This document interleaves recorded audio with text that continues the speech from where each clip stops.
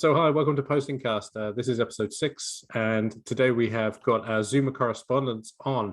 Would you like to introduce yourselves, starting with, if I point at the screen, it doesn't actually make any difference. Why not Artie first? Because they're arguably the most posting out of us. So you're famous, Artie. I'm a real niche internet micro-celebrity. Kia ora, everyone. My name is Artie, and my pronouns are they, them. And I'm 16, and I'm a year 12 student right now. And I'm living in Auckland, which means fantastic. We just came out of level 4 lockdown. I'm looking forward to McDonald's. Who isn't? Okay, Augie? Hi, I'm August. I am arguably the least posting out of any of us. My pronouns are he, him. I'm from Canterbury. I've been working through this whole lockdown because I work in a supermarket, so that's maybe something to talk about. But we're not in lockdown anymore, so that's fun. I've been on that Macca's grind for like 3 weeks now. Yeah, that's it. Jack, hi. Hi, I'm in Wellington, and how do I describe things here as anything other than it's just Wellington, but everybody's kind of wearing a mask? I say that knowing full well that half of high schoolers aren't wearing one on any bus or train or any other public transport that they happen to come across and jump onto. So, and my pronouns are he, they. I'd Thanks, like to folks. thank Artemis for reminding me of that. All good, I got your back. Got carried away on the mask. That's all right. It's a good rant. Okay, folks. So, yeah, as I said, the reason that we thought we'd invite you on a PostingCast tonight is there's been far too much written about you and very little written with you. So I guess a good place to start, and I think August and Jack have kicked us off with this a little bit, is how are things for you? How has this lockdown been? What's it like being a student or being a teenager during a global pandemic? It sure is, I'll tell you that. And I know, like, this is a very definitely unoriginal take. Everyone's been saying this, but definitely worse than the last lockdown. Oh, 100%. Nah, it's not great. Yep. Yeah. Time doesn't feel real anymore. It's like the principals email, they email out telling you that, exams are delayed, but it's okay, we'll still do them. And then it's just so hard to try and find the motivation to do anything, because I can't count the number of lockdowns that we've had, or I couldn't tell you what day of the week it is right now. And yeah, it's been really tough, but I know that a lot of other people are doing it a lot harder than me. And so sometimes I kind of feel that I kind of don't have the right to kind of feel as down as I do. But then at the same time that I remember that it is kind of a big deal. Not that I have much to compare it to, but it is a global pandemic.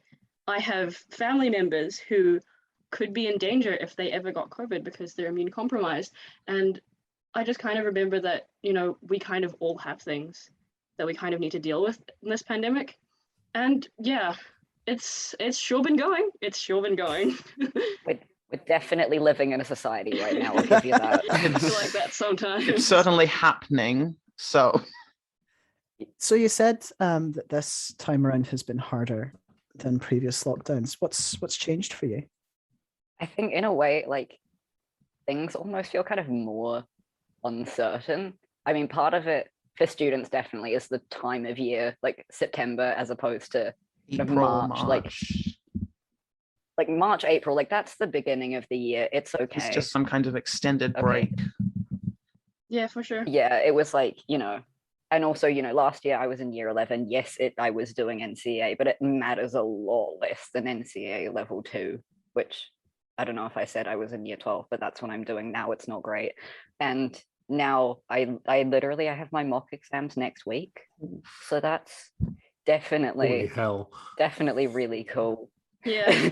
and then we go on school holidays, and then I have 4 weeks of term 4, and then I have the real exams. Hell yeah. Things are So fine. that's me. What about you guys? Because Jack, you're not in year 12, are you? I'm not. Am I supposed to elaborate on that, or? would be helpful. Yeah, Yep. how's your kind of year been then? This lockdown versus last lockdown? Honestly, this lockdown has been not that different, but indubitably worse. Like it sort of lacks the novelty and the uplifting outlook of the past one. Yeah, that's definitely a take as well. Like Definitely last time have was to like, do. oh, with- I can make bread. I can go on my little walks. I can do my little I tasks. can- Now it's like, oh God, we're a year and a half in. Things are still not great. What's gonna happen the year after next when Yeah. I leave school and want to, do things? It's like there's a lot. There's a lot more to think about. I mean, which was there the whole time, Yeah. but now I'm thinking about Yeah. it. And I hear you on that sort of loss of a sense of collective purpose, that it feels a bit more atomized this time around. Have schools or colleges or whoever, if you're studying, what kind of support have they been offering? Have they been taking care of you? I mean, like last week, my school sent out this wellness survey, and I ticked the box for yes, please, I would like a counselor to get in touch with me, and I haven't heard anything back, so that's always great. But at least they're trying something. It's great that they're extending the "Have you tried mindfulness" down to you guys. Yeah, Now love to see it. you have seen Yeah. you've seen like all of Twitter and all of like all of millennial Twitter going, yeah, great. So mindfulness is really going to cover up this dark yawning hole inside. Great. Yeah. Have you considered doing like things that will help you individually? That surely if you just fix yourself and everything's just drink fine, some right? Like you're the water. problem here. Yeah, just drink more water. Like Some do a water, yoga, go for a quick perhaps. walk. Yeah, just I don't know, stop Oh, procrastinating. we got a Easy. therapy dog in school, and I can't even see the therapy dog. This sucks. I wish we had a Oh. therapy dog. Zoom calls with the therapy dog. God, I Bark. wish. On that, at the beginning of this lockdown, I thought I'll be productive and do some of the things that I've been meaning to do. And out of this list of about, I'm counting 9 things, I did 1. It's better than 10%. That's more than It's none. more in than none, fairness. but honestly, it's kind of not, it's not great.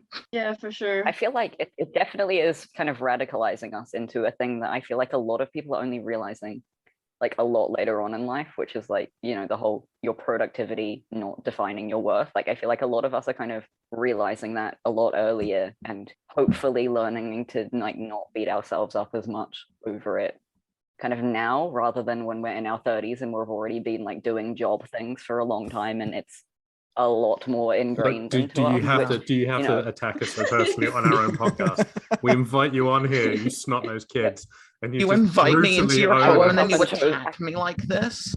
But it is very interesting what you were saying about that kind of being aware of your productivity at a point where you are not yet kind of, you're finishing your educations, you are in a position where you are still meant to aspire and dream and get all of the Don't tell me I'm finishing my education. and get Don't all say that. It's terrifying. you're meant to get all of these qualifications and then go off and do something incredible, and you're just like, yeah, but why? What about the parties? Exactly. I've been telling my parents this.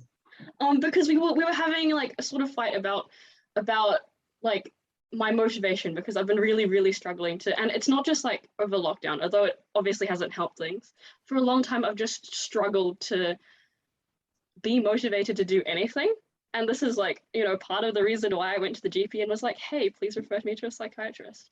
But it's just like that sense of why am I doing something? Because I cannot see a future for myself. I cannot see a future for people who are like me. Especially with this lockdown, like there's no certainty, there's no guarantee that I'll be able to sit my exams, because I do IB, not NCEA, so it means that the exams are kind of a big deal. It just means that you can't like take things like standard at a time. It's all like one exam at the end of your 2 years, and that kind of uncertainty is really, really killing me. And I know it's doing the same thing to other people as well, especially my other my classmates. And it's just like kind of uncertainty, which I think is a really common theme when we're going to be talking about anything to do with like our Zoomer generation, because there's just so much up in the air right now. Yeah, I think that's a really, really good point, because certainly, so I've been teaching since 2005, which makes, if you want an idea of how ancient I am. And I remember when oh my God, If you're listening to this, you cannot. Oh my god. Anyway, I am regretting inviting these children onto our podcast. That's terrifying. Hey, I complimented you. I said you look significantly younger than Chris Bishop. Anyway. yeah, I am. It's true. We are. It's true. We are actually the same age, but that's that trans magic for you. Yeah, that's what we were talking about while you were left for a second. We were just owning Chris Bishop. We're gonna as is correct. Anyway. But yeah, when I started teaching way back then, it was I could say to students with a straight face, if you do well in your exams, you can go to university, and if you go to university and do well, you can get a good job. And that used to be true when I started teaching, and it's did it? While like for real, was that not an actual thing? Serious? It was, yeah, because student loans were very low. What next? You're gonna tell me you could buy? No, let's not go too far. No, that was always out of reach for us. But to have watched that collapse over the course of my career, and to watch how a lot of the education institutions that we have still kind of cling to that and still kind of peddle that, when the students who they're teaching know that that's not true. And it's like everyone is kind of upholding this fiction. It really has that sense of Wile E. Coyote has run off the cliff an awful long time ago and has only just started to notice that there's nothing underneath it but thin air. I'm very proud of Little legs myself are that I got just that going. reference. Yeah. And it's, yeah, I really hear that that sense of uncertainty and how difficult it must be. Like, as you said, Artie, but it's not just in that short term. I imagine it's also, it's how do I sit my exams in the next couple of months, but what happens to that qualification in the next 5 years, 10 years? Oh, Yeah. What? And Carry on. Yeah, sorry. And the university path that I'm looking to take is a medical one, and I'm just looking at it like, damn, I'm really going to spend the next 10 years qualifying to do something, and do I even know if there will be a world left for me to work in once I reach the age of being able to work and have a career and all those other things that you're kind of expected to do? Is there a point to this all? And if not for me, because I don't really like thinking of things just as an individual. If not for me, then what about people like my sister, who's 6 years younger than me? What about the people who come after us? And it's just that existential fear that comes along with, I think, being a Zoomer and being so acutely aware of the things that are going on. And I don't know if you saw this as in your career as a teacher, but we definitely are learning about things like climate change very, very early on. I had a really woke. Yeah, sorry, go on. Everybody always says ignorance is bliss, but it truly is. And honestly, yeah, it is bliss, but it's important to know these really things. Go for some not knowing things right now. Yeah, that would be great. Just to be able to sleep and think, oh, the worst thing that could happen is, I don't know, Kathy tells me that I'm a bitch. I think one of the things that I really hear you on that one as well. And one of the things that always really got me was we'd talk about climate change, and we'd teach climate change, you said, from a very young age. And then it would be and the solution to that is to get a job, create less litter. Have you tried cycling to school? And it's and a bit when the emphasis should really be on what we need is mass systemic change and to hold these bastards to account. And I think there's no a time thing here as well, because in the early 90s, we got told about the ozone layer and how we had to ban CFCs and sprays and stuff, and that was going to help save the planet and stop everything from melting. And there was Captain Planet, and it was polluting's really bad.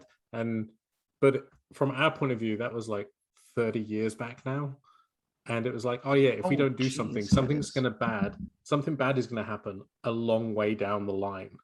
And as we've grown up, it's just don't worry about the bad thing. Science will save us any minute now. There's not a lot of line. And this is it for you guys. It's it's you go through your education and you get launched out into the world, and it's just the Community meme where Donald Glover comes back in with the pizzas and everything's on fire. Yeah, it's kind of it's all on fire. What's it like living with that feeling and for you? Oh, it's fucking terrifying. For me, this is this is just a me thing, but I guess I've kind of learned to deal with it by just not thinking about it, like not escapism as such, but focusing on like much smaller things. Like, I'm not going to get my physics assessment done this week if I'm busy having a crisis over the fact that we're not going to have a planet in 10 years. So I just try really, really hard to think about the physics assessment and get that done. And if, like, surely being stressed about that is better than being stressed about the state of things. And then, you know, where I can do something about the state of things, for example, you know, the recent conversion therapy and birth, death, and marriages bills, if there's something I can actually do about it, then I will do that thing. For in that case, you know, writing submissions. But you know, I mean, it doesn't always work by any means, but I've learned to just try not to think about it too much. Like, let's just play City Skylines for 8 hours straight instead, surely. I love doing that. I do that all the time. I was doing that before we did this. Yeah. And fair enough. I think something that's just kind of happened to all of us Zoomers who learned about this from a very young age is that it's become just so ingrained in our sense of self, in the way that we view the world.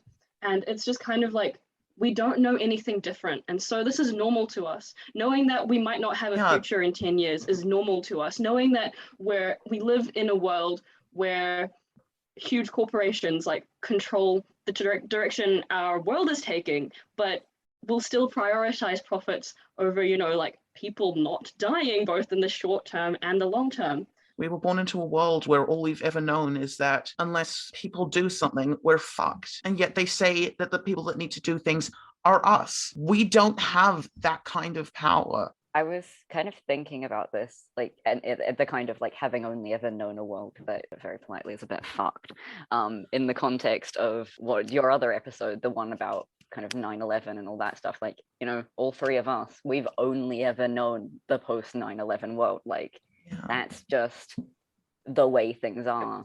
And I know, like, for myself anyway, only very recently did I start kind of asking questions like, hang on, why is America in Afghanistan? Why are we there? Like, what's actually happening? What have they got to do? And okay, and the Soviet Union and what communism? and like this is just for such a long time that's just how things are. Okay. It's tradition. We have to. Podcasting lore. Yeah, no, I think I once played the Soviet anthem in my social studies class after making a no, our joke in front of my teacher. Nice. Is it even a leftist podcast if you don't play it at least once? It's the rules. Oh, yeah.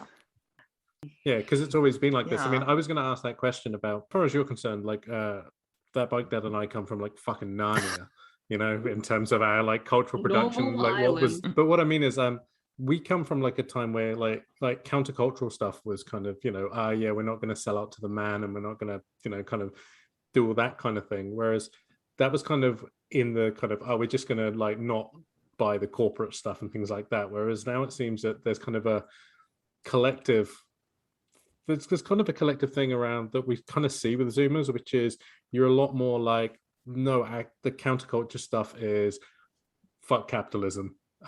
We need to save the planet, and all these people who are in the way can go fuck themselves as well. And it's kind of it's like dark solidarity. Jack? Literally, everything about this is dying and everything is doomed, and this is literally the only thing we can do. So if you aren't going to help us, get the fuck out of our way. I think, just like tangentially related, but I think like quote that I heard on God knows where, sorry to whoever said it first, but like the people that are responsible for this, they have names and they have addresses. Like, it's not just a thing that is happening in the abstract. Like, there is a reason why climate change is happening, and there is a reason, and it can be stopped. And the reason it's not being stopped is due to decisions people are making, not due to people just going, whatever. Like, this is a result of reasons people's it's not being choices. Changed is not because of us, it's because of the enormous multinational corporations accounting for the vast majority of climate emissions. So anyway, I hope Jeff Bezos has a nice day.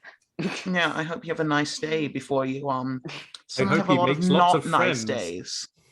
I think that's a really important point, and one that's really missed from this kind of discussion, is this idea that like there's this popular, certainly among my generation, and we actually talked, there was just conversation about this on Twitter today, actually, about, young people today, they don't buy albums the way that they used to. They don't consume media the same way that people before Spotify and thing did. And they all want to become influencers and do this, that, and the other thing. And I think one of the key things that's been missing from that, as you said, is this: when you grow up in a post 9/11 world, when you grow up in this idea that, as you said, there's a sense of impending disaster, and we know who's caused it and we know what we need to do, but the people who hold all the cards are just kind of sitting around going, well, this is a completely natural reaction. There is nothing that we can do about it. Ignore the fact that we know exactly who's causing it and why. I cannot imagine what that does to you emotionally or mentally. I was just gonna I know this isn't really related to the point you were making, but I did see that that little thread about the music and how Zoomers don't relate to the artists that they have, and I kind of did the whole "you seem to have made up something in your head to be mad about, are you British" meme in my head because it just sounds like someone has met 3 Zoomers in their entire life and was like, yes, I'm going to base all of my assumptions off of this one interaction. And I think... Yeah, those 3 Zoomers were us. We annoyed them too much. Now Yeah. they're just tarring all Zoomers with the same brush. It was us personally. It's obviously something that's quite harmless, but I just thought that it'd be something important to point out because it's quite a common theme that people will kind of read a news story or glance at the kind of social media that's being reported on by media outlets, and often it's Zoomers doing really wild shit. It's not exactly representative of our generation, and that kind iPod of challenge. Makes me a little annoyed because it's kind of there's engagement about our generation and there's no engagement with our generation, and I think obviously that's what this podcast is about. So yeah, I think this is really great, but I really would love to see a lot more people actually engaging with the people who they are making big political decisions about, because at the end of the day, let's face it, we don't have voting power. We don't have any political power right now. We can go and march out in the streets, but it still all depends on people who are older than us, who have more political power than us, actually deciding to listen to us and do something about it. Just building on what Artie was saying before, they make up older people will make up non-issues about our generation and then not consult us or they know literally nothing about us. You can see that particularly in all the coverage of TikTok that's clearly written for people who know nothing about TikTok and have never been on TikTok. Also, am I muted or something? No, just that's No, us. we're That's just trying me. not to talk over you. TikTok is a mystery to me, to be honest. Also, I don't have tell it. them, but I'm not on there. I'm a big Zoomer. My only exposure to the TikTok is through the TikToks that my partner sends me. It's kind of bad. Well, the thing is, every other social media app is trying so hard to also be TikTok, like YouTube with YouTube Shorts and Instagram with Reels. So everything's TikTok now. It's all TikTok. But go on, Jack. Also, on that topic of what that thread was saying, they've literally made up a non-issue about how Zoomers consume music. Does it really matter how we consume music?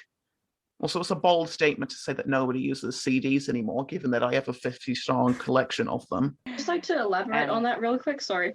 But just to elaborate on that really Go for quickly.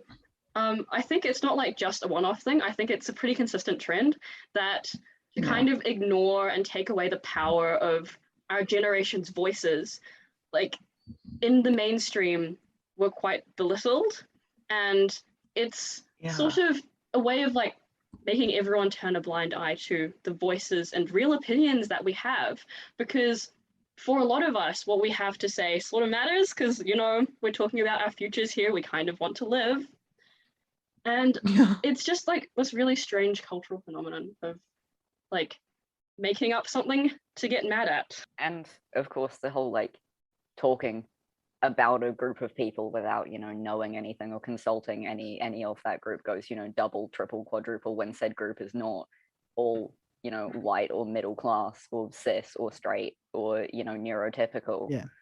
Which, like nothing about us without us is literally like an autism slogan. And there's a goddamn reason for that.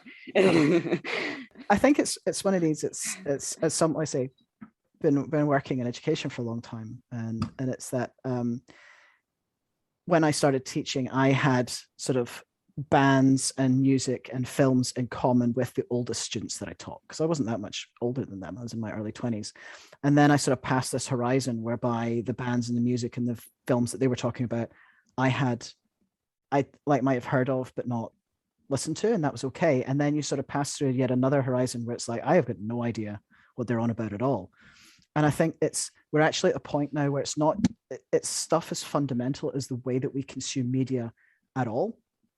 Is so vastly different. One of the things I find really interesting is the way that Zoomers talk about content creators and YouTubers and TikTok creators the same way that people of Posting Dad and I's generation used to talk about bands and artists.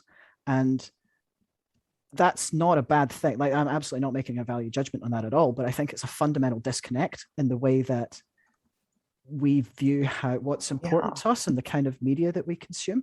Yeah, I think to use the horrible phrase which every teacher has heard of, everyone of our generation and before that, we are digital immigrants. And yeah. But wait, it gets worse, because everyone of the generation after everyone had internet at home is just everyone hold on to their butts here, is a digital native. Oh gosh. I knew you were gonna say that, and yet it's still hit me. It's still horrible, but that kind of the framework that we're dealing with here is you all grew up with like broadband at home and like unlimited data on your phones, and or you're meant to the have, online culture. Most people have the online culture. According to the columnist class, we all did, and we're all connected to our phones 24/7. And we've all literally inhaled TikTok sounds through our arteries. Mm. Yeah, this is just attached to my hand, actually. I saw it on the news, so it must be true. Yeah. I've eaten so many pies. You wouldn't believe what portion of my blood is cinnamon. Oh my god.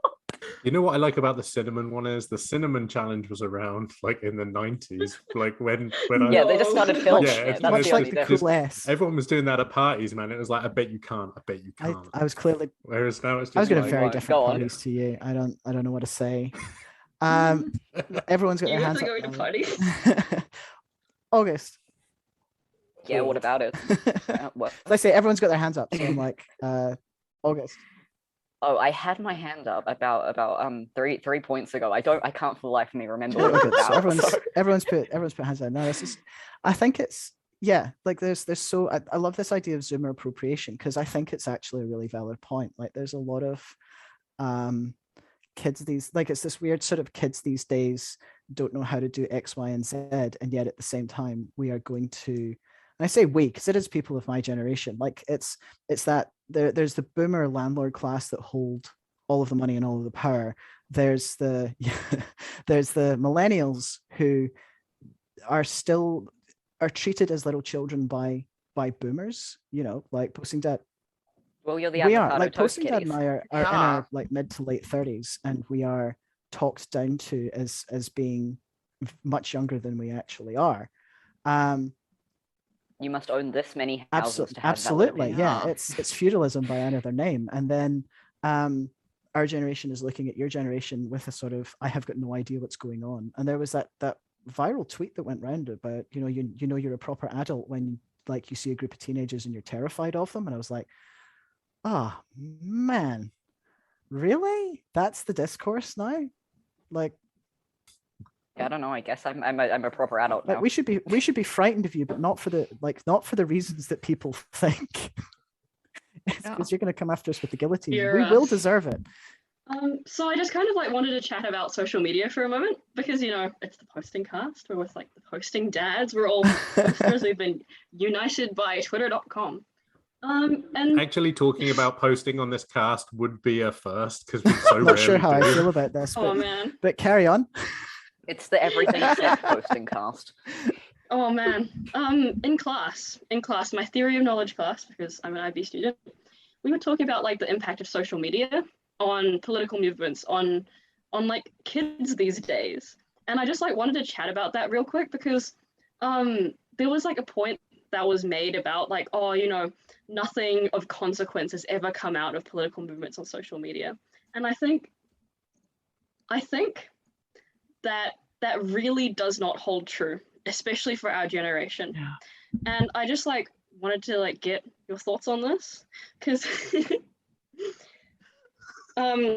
but yeah, because social media has definitely been like the way that I can connect to people who are like-minded, but also engage with people who are on the opposite side of the political spectrum. Because, you know, in real life, even though Zoomers are like intensely political for our age, we kind of really don't have the kind of, we don't have the means or the space to actively engage in political discussions, short of debating, which I do because I'm a nerd. But even then, Same. yeah, and even then, it's only engaging with people who are our age, and debating's pretty liberal, pretty left wing. And so Yeah. it was really eye-opening to me because I've only been on Twitter for just over, you know, a year, and in that time I've engaged with so many people like on all sides of the spectrum of political discourse, and it certainly had an impact on me. But overall, you can kind of see the movements that have been generated in no small part due to social media. And even though the actual impacts of that, if you actually wanted to go somewhere, they have to be in real life. Like they can't just be, you know, post a square, black square on Instagram and call it a day. I still think that it's very much a part of our collective wokeifying, awakening, something like that. Because, you know, Awakening. Awakening.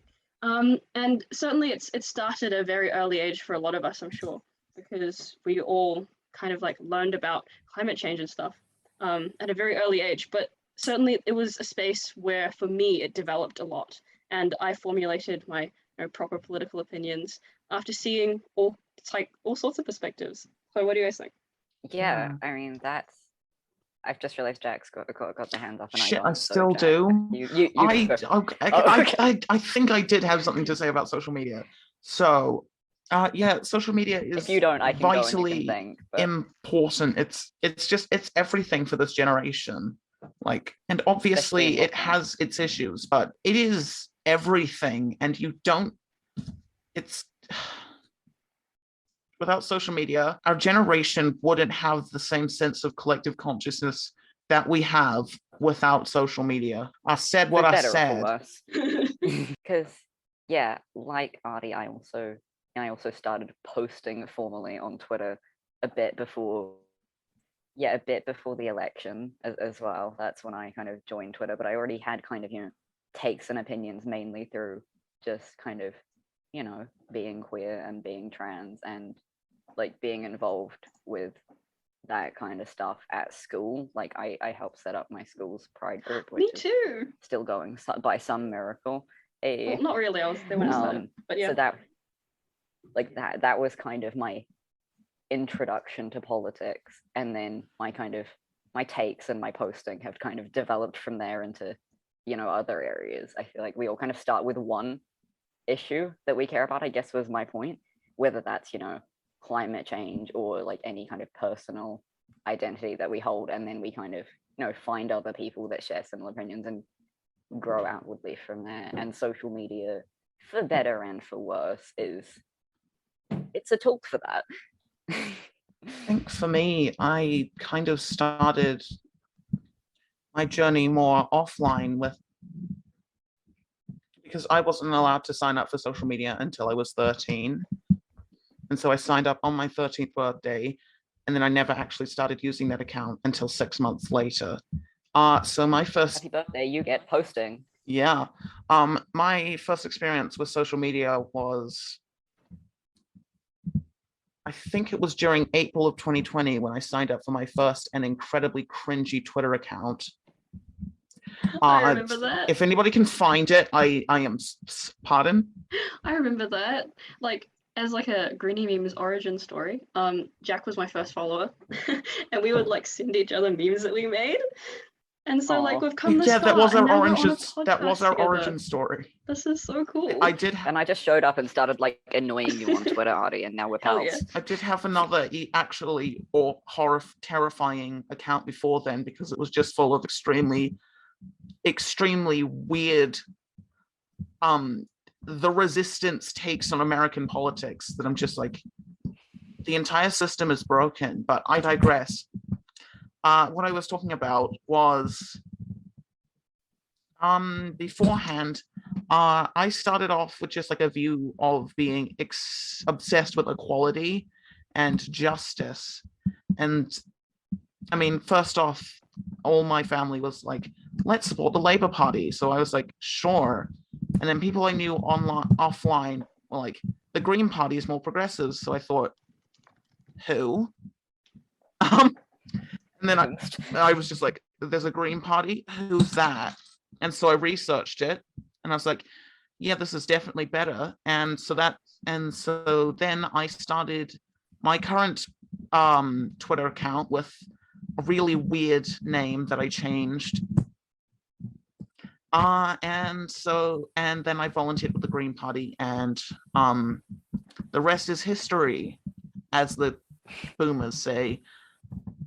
I think everyone says that. I guess. We're just terminally online. I was technically not wrong. I mean, if assuming boomers are people, then yes. Oh. But yeah, That's a spicy take, which we fully endorse here on the PostingCast. PostingCast debate episode: are boomers people? No. End of podcast. That's the most boring one you've ever released. And you once did one with Sorry. us. Online friends aren't real friends. Friends aren't real friends. They're just 40-year-old pedophiles.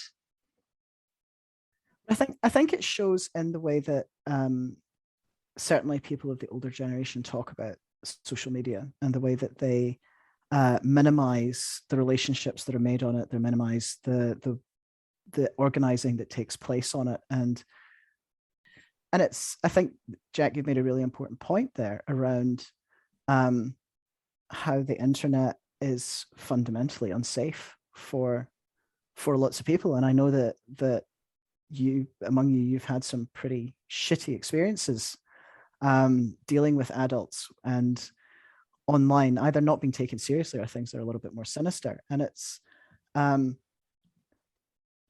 really interesting to, one of the things I always say is I'm really glad that the internet wasn't around when I was a young teenager, because it means that all of my mistakes and stupid opinions and terrible jokes like remain safely anonymous and buried in the past.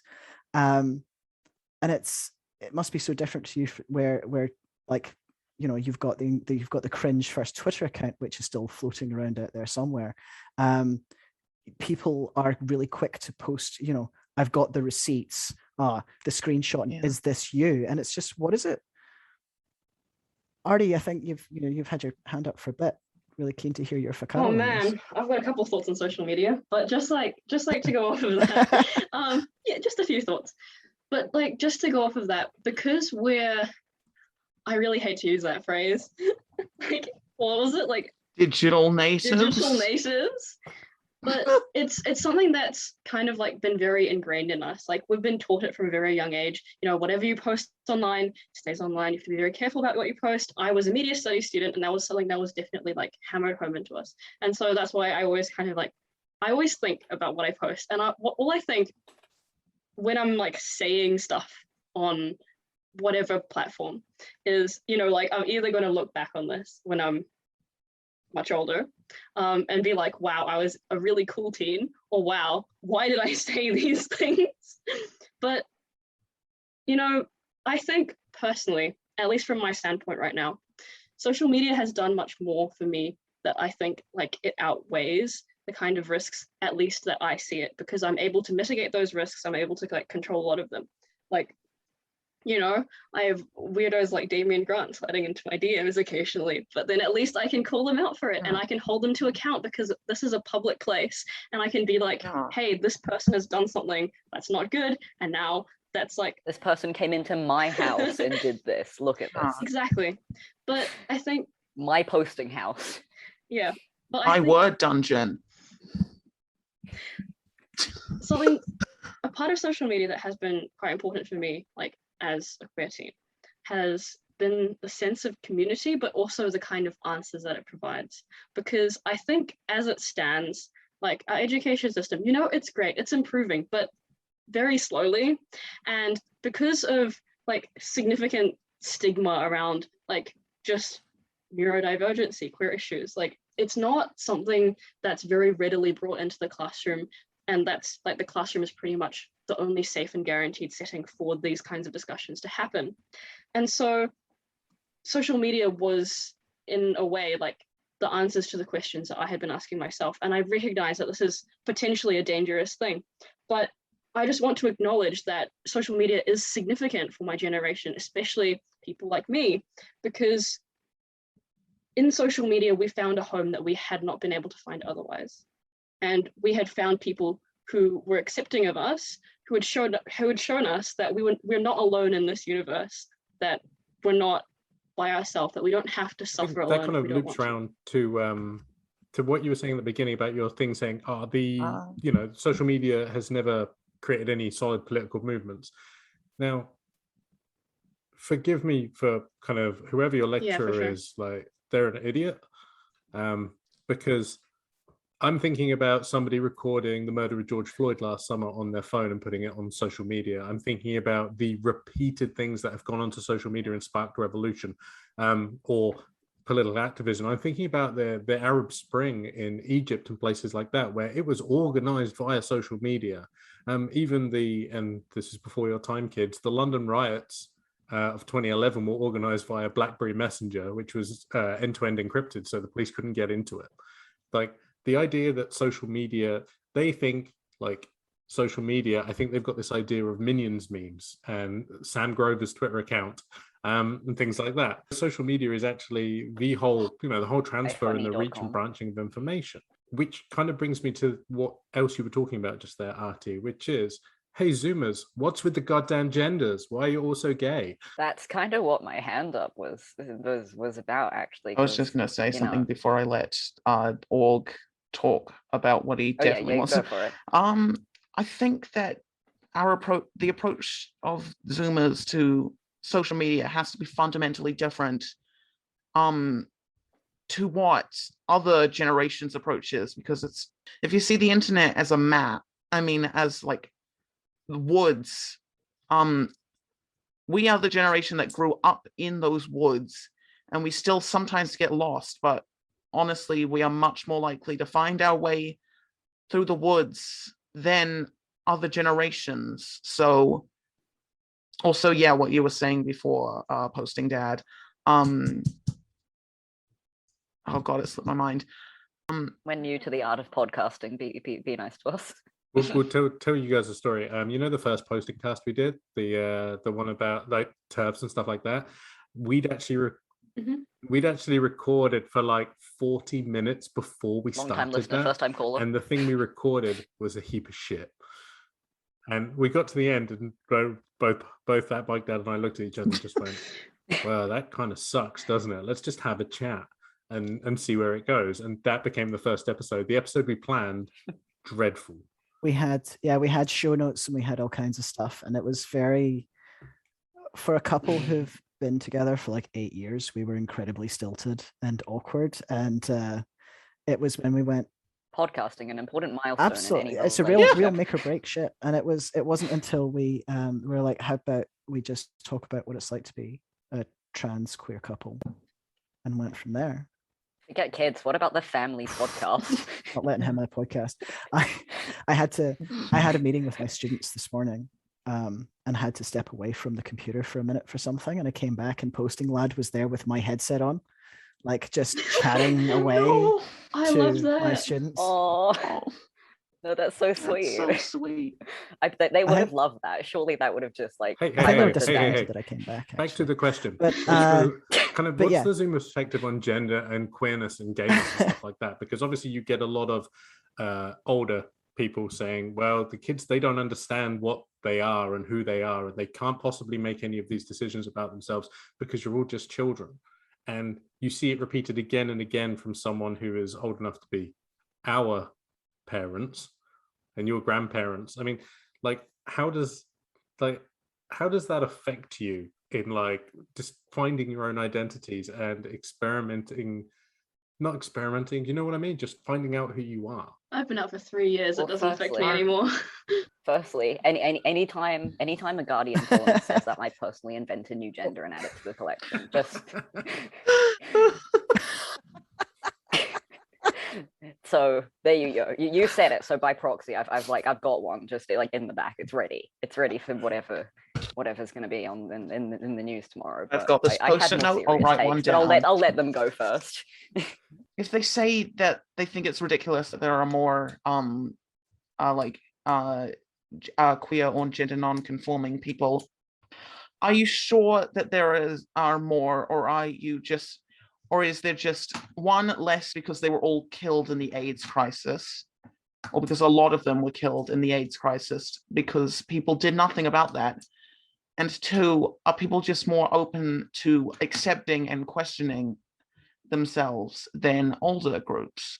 And are being, given the words for something like being trans rather than just sitting their whole lives with, knowing that something is not right and but not, having the words to describe that to themselves, let alone articulate that to anyone else. Because, like you can do the whole, oh yeah, you got transed by the internet, but like I mean, me anyway, I knew I was trans long before I'd been on the internet, but I knew that in the sense I knew something was wrong, something was off, not, this is my gender. Like I wasn't necessarily one of those kids that like, at 3 years old starts dressing in a way that their parents wouldn't expect and goes, hey, this is who I am, because I didn't know that was even a possibility. I just, because nobody tells you that, and then you start going on the internet, start getting into that gay shit, and before you know, you just you're unstoppable. And like I was going to talk about something else, but I'll just talk about this. So just to add on to what Org said, I think there's like that whole narrative about like, oh, when I was 4 years old, I put on a football shirt and knew I should have been called Bob. And I feel like that's like, it's such a narrative that has been written by people about us and not by us. Well, it's the most palatable Yeah. one, right? It's the easiest to understand if you don't have that experience of like gender dysphoria, I guess. It's the easiest to understand in terms of, I've always been this way. This was a really strong feeling that I always had the words for just by some miracle. And, that is some people's truth. And like, obviously, that's not to like say that you're wrong in any way if that is your experience, but it definitely isn't everybody. And social media gave people an opportunity to tell their own stories, to describe how they were feeling. Yeah. And I know especially like, what was I going to say? Especially for me. Welcome to my world. Yeah, especially for me. I was shown that my identity could not be just like something that was grounded in pain and in suffering and in whatever narrative like mainstream people just tell about us without like, and I discovered through listening to the stories of other people on social media that my identity could be grounded in something that wasn't just like pain and surgeries and like all that stuff that is done to you by some kind of oppressive power, like something that is intrinsically negative. Because I was shown that, joy is possible. Like a better future for people like me is possible. That thing is something that exists because, if you look in mainstream media, there's like, it's always the really negative stuff that grabs the headlines, that grabs like everyone's attention, and that's why it does so well and why it's so popular. But on social media, you get to just talk to people who are just living out their everyday realities, and that was just so important to me. It's important to me now, and it was especially important to me, 3 years ago when I first came out, when I was first questioning myself. It's so important to see examples of people like yourself succeeding and living their lives and just being happy and joyful and real people. And I think that's just like the most important thing that social media has ever given me. It's a sense of hope and a sense of direction and the knowledge that I can be happy. Yeah, and I guess to be even slightly more direct with that, like, you two, Mr. Posting and Mr. Bike, this is a positive call out. Like, you were the first kind of example of just, a couple where one of them is trans and they're just like normal and doing happy things. Like, Ross, you're not like the prime minister or an astronaut or something. You're just like a cool guy doing life, and you got like your little kid and you're just like happy and stuff. And it's like, oh, I could do that. I don't have to be like the prime minister or an astronaut for people to take me seriously. Leonardo DiCaprio pointing meme. Excuse me, I think he's cool. Thank John. You. Thank you so much. That means a lot. And it's that I'm a big fan of trans mediocrity. Like, can just be boring ass individuals. And I think that's something that's just watch me be average. Yeah. Just watch me go. Watch me be some guy. Go. Yeah. And it's so often lost from the it's so often lost from the debate. It's either we are vilified or we're meant to be on the cover of Time, and it's like, can't we just be people simultaneously taking over all the sports teams and also dying at alarming rates? Absolutely. Yeah. You are so inspirational, dude. Just take the coffee and leave. Yeah, thank you. But then, like, when anyone does, like, I'm slightly sorry for doing that, because I know when anybody does that to me, like the whole like, oh, you're so brave, you're sharing your story, it's not. But like, I mean that in like a one trans person to another kind of way, not like British people are famously good at taking compliments. It's one of the things that we're best at. No, thank you very much. It means a lot, and it's why I never had the opportunity to see anybody like me growing up, and we've talked about that on PostingCast before. Like, we were denied through a sort of statewide conversion therapy, and there was a lot of people like me who didn't make it, and I kind of feel you pay it forward. And I think one of the big themes of this podcast tonight has been around the sort of debt that is owed to your generation by my generation, in terms of there's so much that we could be doing. There's so much that we need to be doing. And that sort of is in all areas, and in like a small, tiny way of being visibly trans and saying, we need to be, like, we need to be visible, and we need to be making sure that things are safer for you. Like, then hell yeah, that's part of the work that I will do. I mean, we've kind of reached a kind of conclusion here, I guess. We've talked about pandemic, we've talked about that gay shit. Hell yeah. No, awesome. It's the water. Yeah, it is. It's what the water. The water that chemicals makes in the water frogs gay. turn the friggin' frogs gay. Oh my god. Yeah. Right. Artemis, what have they done with you? You haven't made a single your mom joke. Cards on the table here with the InfoWars thing. Like, back in the early 2000s on the message boards and stuff, Alex Jones was running InfoWars, and it was a bulletin board website, and we didn't have YouTube or anything. It was like this crazy, angry kind of balding man on that long. He has been around that long, and Artemis. It is incredible that his platform has only grown. But then again, it's not that incredible because the world's just gone insane, Yeah. But I remember when that bike dad and I were your age, we were laughing at Alex Jones. Like, And now we were we're laughing at Alex Jones. And now you're Alex, and we're just like, damn, someone should have really done something about him. He should have made some friends. You know what's really interesting, like Jeff Bezos. What's really interesting, Yeah. though, We is should have had more nice days. Sorry. what's really interesting is that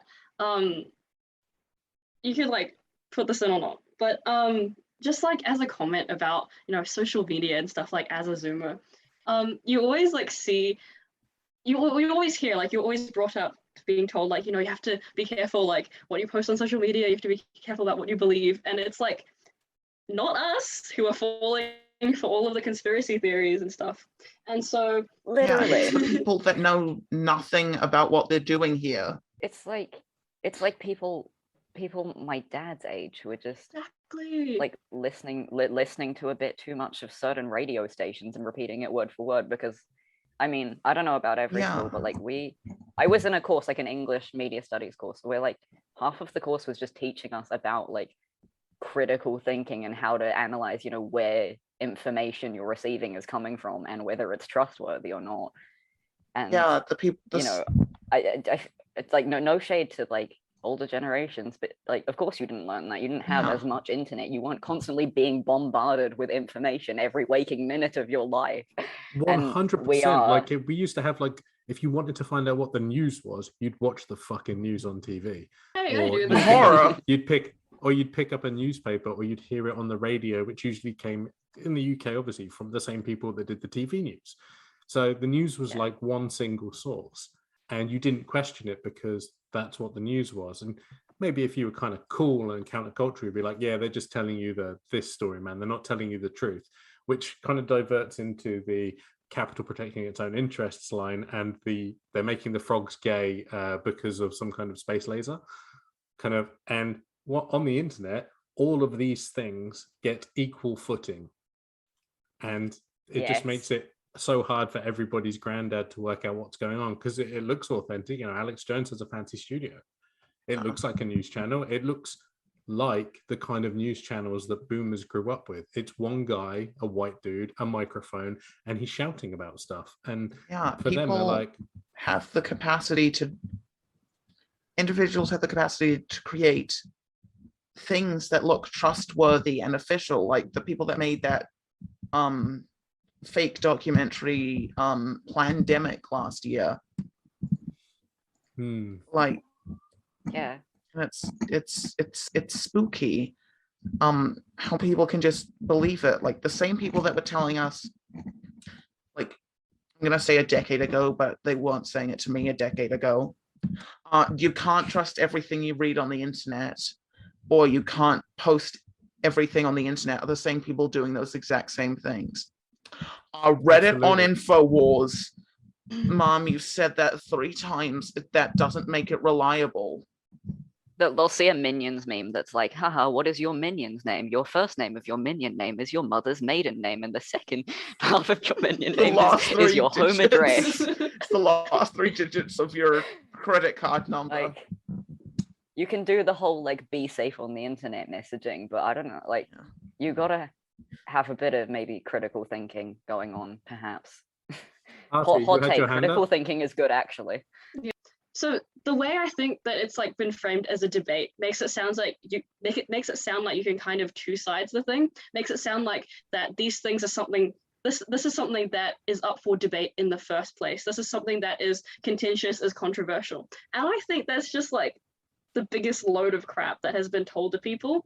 And certainly I know people who have been, like, I wouldn't say radicalized, but would otherwise not think about these things at all, but have been turned very strongly against it just because of the kind of like narrative that is being formed around these things.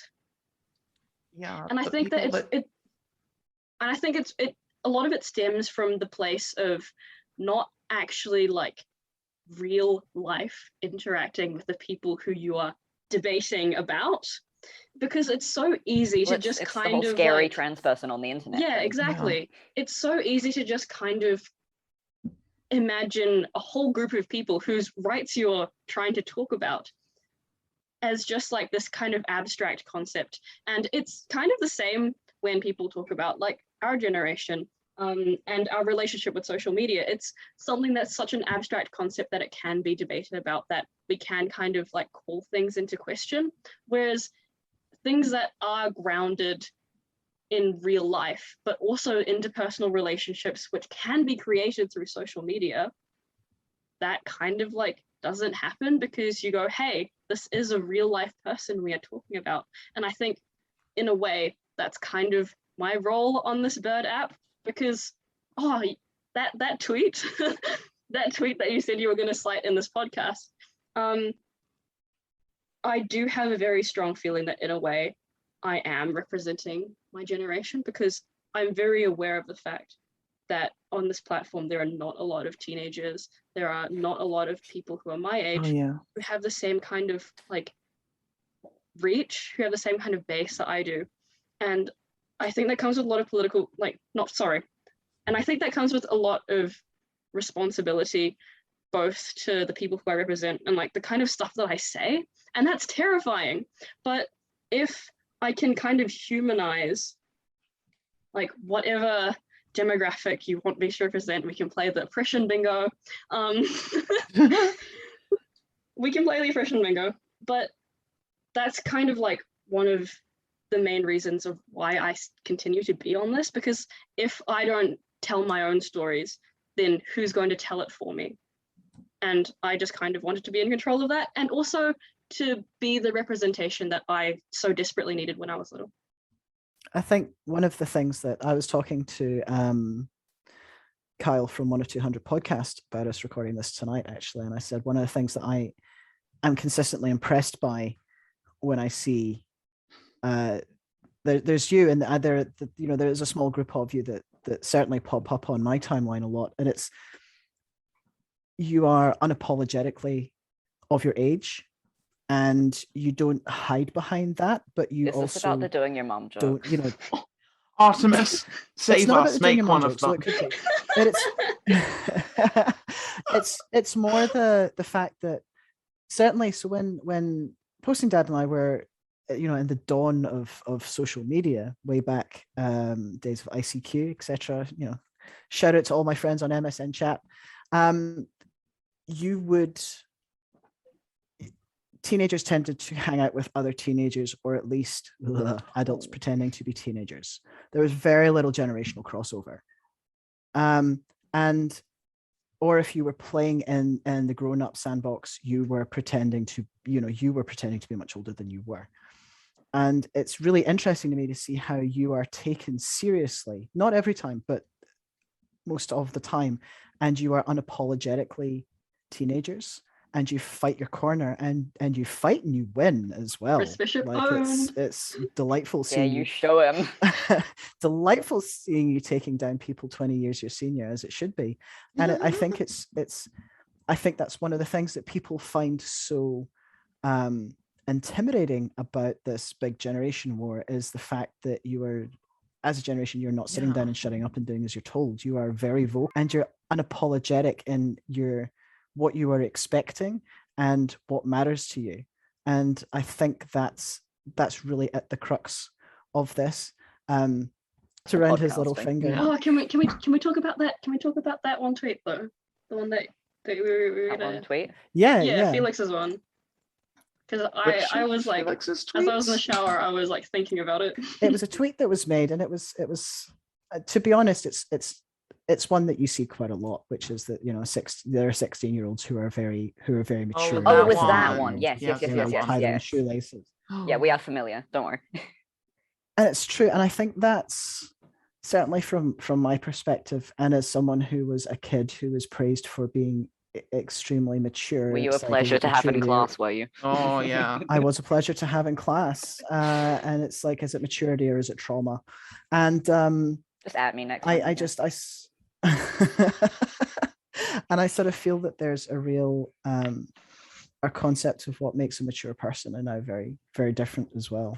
But just I would love to hear your thoughts on maturity as a concept. Well, I'm glad we've got some pleasure to have in class representation on this podcast, because I for one. I sure was, because I was terrified. I don't know where it's going with that. Yeah. I think specific to that tweet, in the NZ poll Twitter context, I think it's just part of the nature of it, because if you wander onto like other sides of the cursed hellhole bird app, you'll find something very, very different. And I think it's just something that's kind of cool and intrinsic to like NZ poll Twitter. Like, even though we have our awful moments, something that's really valued is kind of like a reasonable, mature discussion. And so it's like if you don't kind of meet that criteria, you kind of won't get very far. Like for all of like the awful jokes that I make on Twitter, I'm doing everyone's mums. But even for all of the awful jokes that I make, like to kind of get anywhere, to get heard, especially as a young person, you have to show everyone that you're being serious about things. And in a way, I kind of think it's unfair because you're asking people to grow up really fast, to kind of mature and have that kind of like existential awareness in order to engage in these debates. And personally, I don't think it's very healthy, but it's something that sort of has to be done. Otherwise, no one else will speak on behalf of us. And it's just interesting to me that that's kind of the view, because I'm not necessarily like sure that it's positive for me, at least. I don't think, you know, my relationship with social media is a very healthy one, but it's still something that I feel obligated to do. And kind of, yeah, and as well as the kind of, I guess not systemic is really the right word, but just kind of having to, you know, talk in a certain way to be heard. There's kind of just, I mean, it kind of reeks of both sexism and ableism, that you have to be kind of like, think of that one guy in a debate that's always playing devil's advocate, and he's obviously right about things because he's talking very loudly and monotonely and using lots of long words, and that means he's right. Yeah, like, and he's keeping his cool. Yeah, because we all know if you're not getting emotional about an issue, that must mean you're more right. And the less emotions you have, the more rightnesses you are. Yeah. Because if you have any kind of That's the personal, spiciest of takes. if you have any Love kind it. of, you know, personal take in an issue, like I'm not gonna debate, for example, the conversion therapy bill in a completely rational and cool-headed way, because that affects me personally and people that I care about. Yeah. And I'm not gonna like interact with some dude bro on Twitter that's like, actually, you should see both sides of the issue, and I'm using a lot of long words, so I'm very right about this. Like, basically, I mean, following on from what Artie said, like being quote unquote mature doesn't, you know, isn't necessarily the marker of having good takes, or, you know, being right, or even being a very like cool and good person to just be around, I guess. I think that's a great point, Jack. Yeah, like having to basically prove yourself as being worthy of talking with is kind of exhausting. Like, I don't know, I grew up as being the mature one, so I based my entire personality on being the mature one, so I never had like genuine happy childhood experiences where I wasn't stressed about being better than kids my age. And also, like, I watch every single word I say to make sure that I say it the right way and I don't say it wrong, and it's fucking exhausting. It's definitely like that sort of emotional labor that we feel obligated to do, not just, you know, as a Zoomer, but as someone who's like queer and who's an immigrant, who's a person of color. It's definitely that sort of thing where you look at online debates and online discourse and you go, wow, this is horrible, but you kind of feel obligated to put an end to it, to prove somehow that you are just as worthy of the people who are telling you you have no right to exist, you have no right to be here, you have no right to be happy. And that kind of thing is just exhausting. It's like you have to keep trying to convince other people that you exist, that you're a human being that's worthy of things, that's worthy of rights, and that's not something that you have to earn. And that sort of emotional labor, I think, it really wears you down. And it's definitely something that our generation has been exposed to a lot earlier. I think we've had to come to a reckoning about our very existence much earlier. And I think that's where a lot of this quote unquote maturity comes from. You shouldn't have to be on the same playing field as somebody that doesn't, you know, think you deserve to exist rights or good things. Like I know Artie, you were talking a while ago to us about having to kind of explain the trans experience to a person who I won't name on this podcast. And Will somebody tell me who that is? Like, some other time. it's good that you did that, but like I mean, I'm not saying like you shouldn't have done that, but like it's not a thing that we should have to do. But like obviously if you're trans, you've done it a million times. Like you're kind of, and you feel a sense of obligation because you're going to be the good trans person that's willing to, you know, politely explain their experiences and why, you know, answer all their questions. And like, you know, you shouldn't have to do it. But at the stage that we're in kind of mainstream discourse and acceptance of trans people, and again, I'm just using this as an example because it's something, you know, I can speak to, but obviously like Artie, you have experiences, you know, as an immigrant and a person of color on that kind of thing as well, that emotional labor that you shouldn't have to do, but you do it because otherwise, you know, you could be the first person of that group that they've met, and you know, their experience talking to you could change their kind of view on that group of people forever. And when you're like 14 years old, not that I'm 14 now, but I was like came out as trans when I was 13. Even like that's a lot to have to think about when you're just trying to, you know, do normal person things. Yeah. And there's such a weight of expectation as well. It's that you have to be patient and you have to be vulnerable and you have to say things in the right way that's not going to offend people's sensibilities, and yes. You're having to, it's hard enough to do all that when you're in your 30s, let alone in your teens. I'm mindful we've covered a lot of ground tonight, and I think that we could probably talk for another 2 hours at least. Before we wrap up, is there any sort of final thoughts that you wanted to share about what we talked about tonight? We can do like a one thing we'd like to say to the boomers. Yeah. Sure. Oh yeah, that was kind of a prompt that you had. Like, yeah, if there's one thing you could tell the older generations in the columnist class, what would you say? Yeah, what would you say? Listen to us. Please take us seriously when we want to be taken seriously.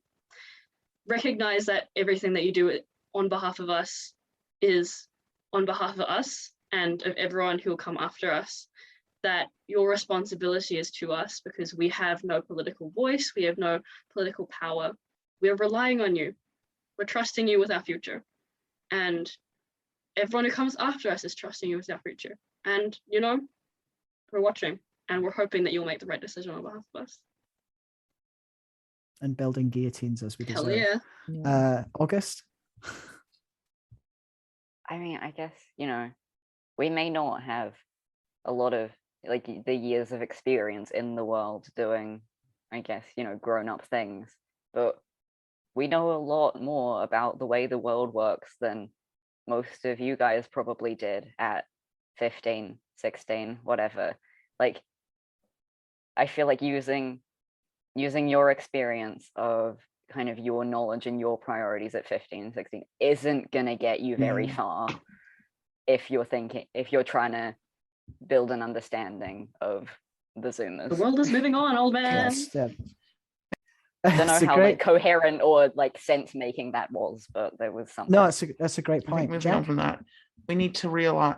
I want boomers and older people to realize that we are living in the world that you created for us, and we do not like it. We don't want to live in this world that you're building for us. And if you are going to keep building, you are going to keep creating this world that is terrifying, we are going to fight back. And if you don't like that, then King, do something. Fair. Zoomers out. And I think it's no, and I think that's a really strong statement and a really important point to finish on. And also hug your grandkids. And give them $500. They deserve it. Yeah. Just give stimulus checks directly to your grandchildren. Yeah, definitely a redistribution of the wealth. it has been an absolute pleasure to sit and yarn with you all tonight. I want to say a huge thank you from both me and Posting Dead, who's been called away. Thank you so much for taking the time to come on and talk to us both tonight. Where can people find you if they want to hear these hot takes direct from the source? We are all on Twitter. Jack? We're all on Twitter. I'm at Kelatonin on Twitter. I'm finding my own Twitter at frantically. It's at Orgs1612. Orgs1612, and I'm also on Instagram, where I used to post art sometimes and should do that more. It's at AugustArtsNZ. I do art sometimes. Cool. Also, no, there was one other thing I was going to say. Don't remember it. Artie. If we need to drop a link in the show notes, then we will.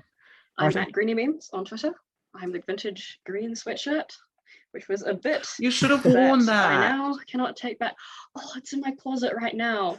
Anyway, a massive thank you, Jack, Artie, and August, and maybe we'll do a follow-up in a little while to cover mental health Yeah, that and would be fun. all of the other living in a goddamn society things that we have to deal with. So Or you'll just edit it and you'll be like, no, never again. This will help. What did they say? And,